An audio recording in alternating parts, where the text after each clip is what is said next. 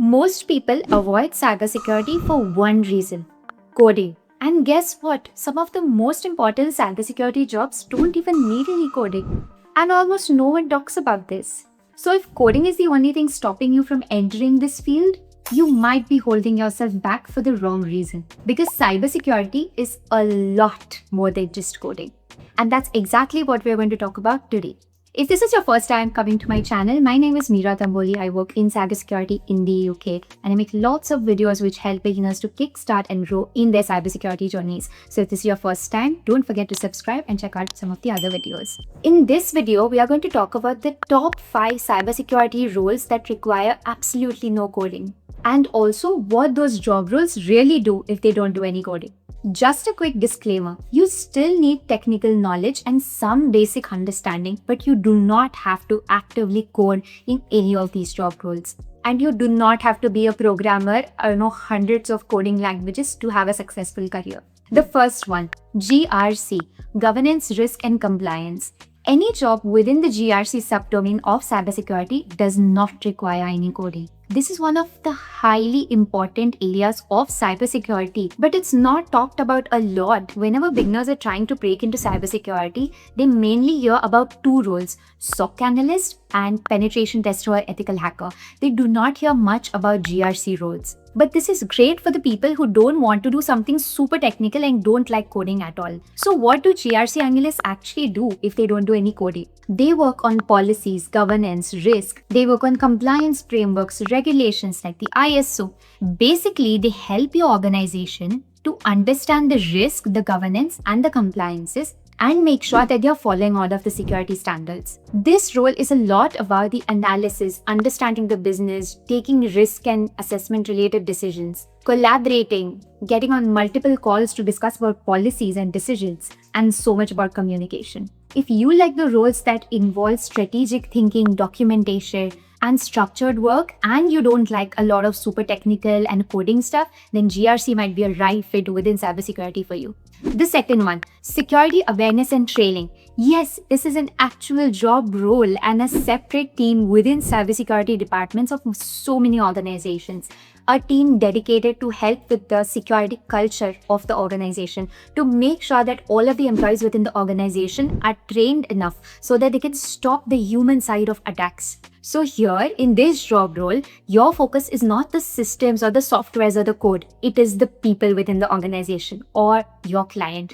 You work on creating training programs, simulations, and you help employees to understand the consequences of these attacks. So a whole lot of you might know about the annual compliance training in different offices or phishing simulations in offices where employees are trained how you should not click on a link, or you have to report something, or you have to go through an annual compliance training every single year. And all these awareness programs are created and run by the people working in the security awareness and training teams. Because even today, almost all of the attacks start with something that involves human beings.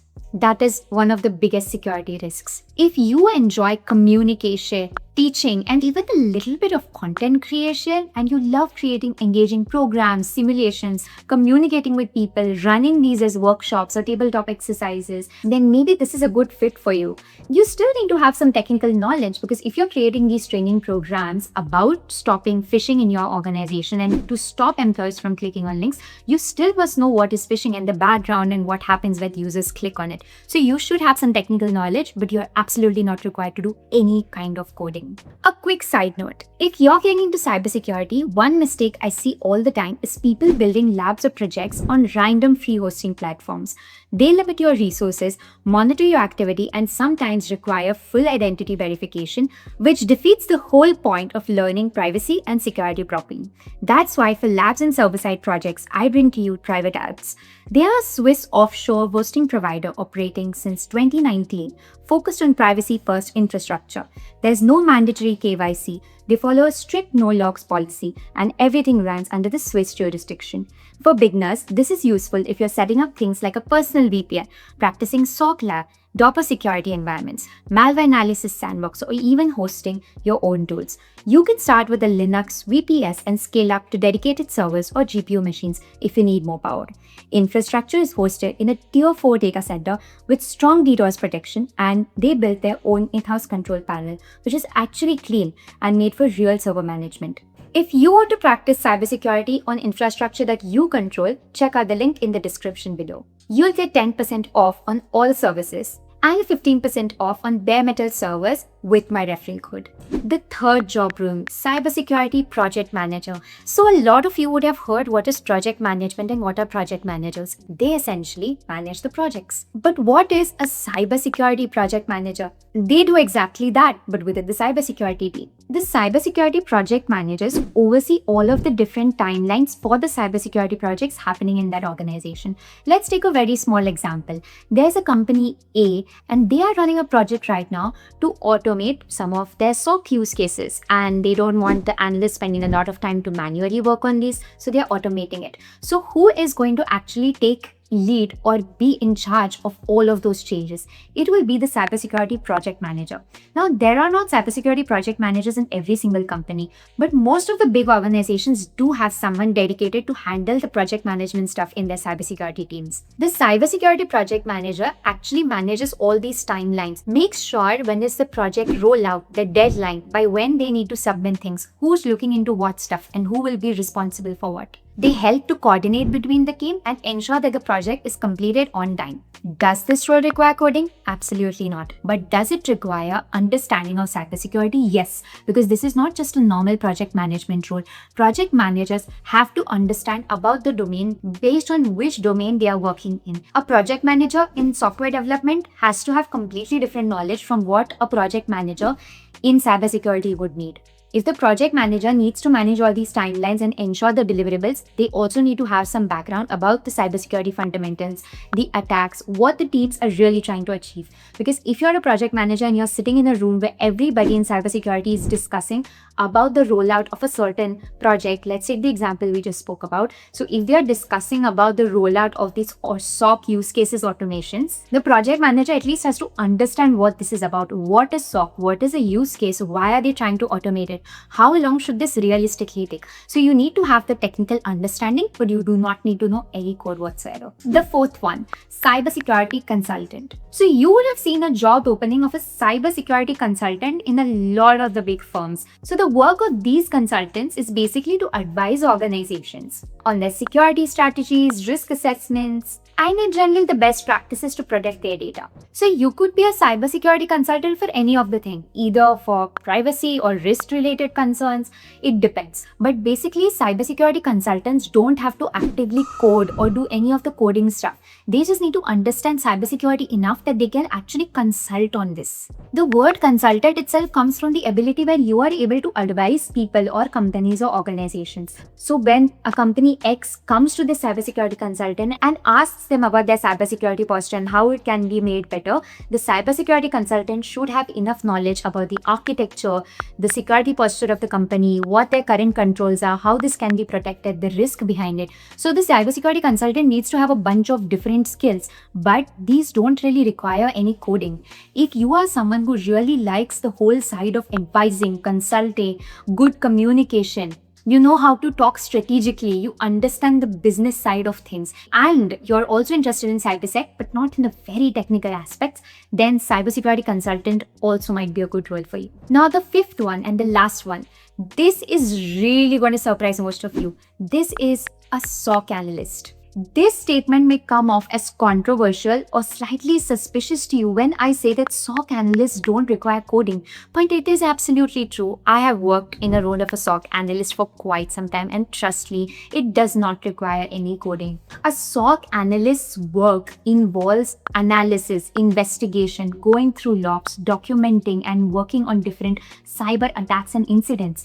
SOC analysts work in something called as a security operations center with multiple other SOC analysts, and their work is to use softwares and tools that are already coded by someone. So the coders or the software developers already create certain tools, and the SOC analyst just uses those tools to be able to do a lot of different things. They look at the different cyber attacks happening. I'll give you a quick example. If there's a phishing attack in the organization, the SOC analyst has to investigate a bunch of different things. Who has clicked on this email? What was the phishing email about? Has this phishing email come for the first time in the organization? Is there someone else who has received this email? How do we actually stop this attack? Why did this happen? How should we make sure it doesn't happen again? These are all the things the SOC analyst does. Find out the IP address, the domain, get things blocked on the firewall. None of this really requires coding. Yes, a small thing, you may require some scripting knowledge. You need to understand Linux and PowerShell to do better at your job and to actually advance at a better level. But to just begin out, you don't really need this. And even later on, you don't need any major coding languages. You do not have to be a programmer who knows C++ or Java or all those whole bunch of coding languages. You need to have some basic scripting knowledge, Bash, PowerShell, Linux, those kind of things. But you are basically good with that if you have the good cybersecurity fundamentals and the knowledge that is required by a SOC analyst. So if you're someone who is like, Misha, I actually want to do the technical side of cybersecurity. I want to do all of the hands-on and the technical things. I don't like very non-technical or documentation-oriented things. So I want to do technical, but at the same time, I don't like coding. So what should I do? Then SOC analyst is your answer. And let me share something really personal with you. This was exactly my scenario. I wanted to do something hands-on, something detective-like, investigative, something good in cybersecurity, which was technical, but at the same time, I absolutely hated coding. That's exactly why I applied for the role of a SOC analyst, and I started my cybersecurity journey with this particular role. So this may be something that will be perfect for you.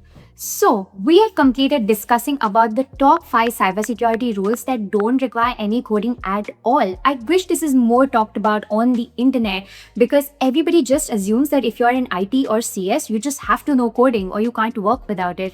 And trust me, I meet and I speak with a lot of people who think that I do coding for a living when I say that I work in cybersecurity. But trust me, it doesn't need that. You can have an amazing, successful career in cybersecurity, get paid a lot, and do important things to protect people, data, and the organizations. And you do not need any coding for that. So don't let that hold you back. And also at the same time, remember that just because you don't need coding does not mean that you don't need the technical knowledge of cybersecurity. That is absolutely needed. And some roles, like I mentioned in the video, also may need some scripting knowledge for automation and for doing a bunch of other things. But other than that, you are all good. If you enjoyed this video, comment down and let me know which one surprised you the most and which cybersecurity job role are you planning to enter. And also comment down and let me know if you enjoy coding or not, because I'm really curious to know if I'm the only one who doesn't. Don't forget to check out some of the other videos on my channel. Thank you so much and see you next time.